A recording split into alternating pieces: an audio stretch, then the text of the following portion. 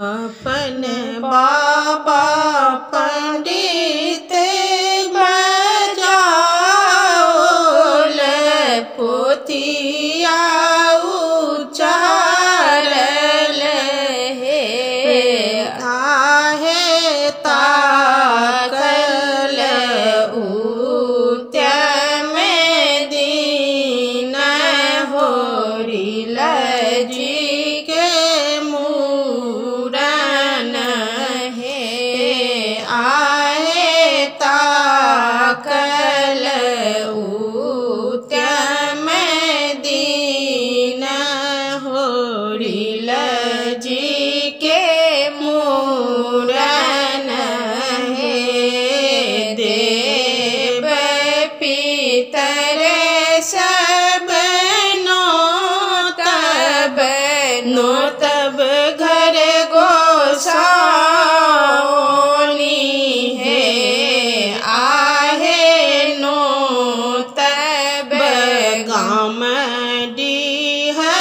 बार होरिल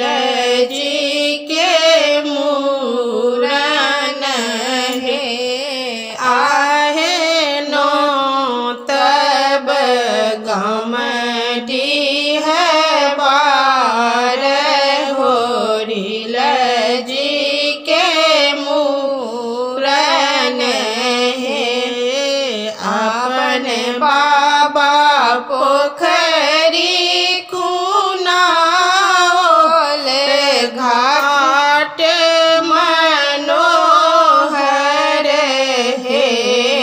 आहे शिवंश बरुआ पैसी नहाई होरिल जी के मूरन हे आहे शिवंश बरुआ पैसी नहाई होरिल जी के मूरन है अपन बाबा धोतिया रंगाओल और टंगाओल हे आहे शिवंश बरुआ पहिरी ओठार होरिल जी के मूरन हे आहे शिवंश बरुआ पहिरी ओठार होरिल जी के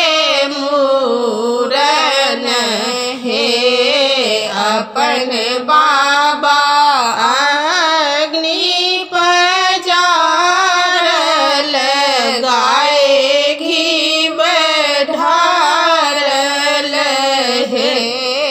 आहे शिवंश बरुआ करो होम जाप होरिल जी के मूरन हे आहे शिवंश बरुआ करो होम जाप होरिल जी के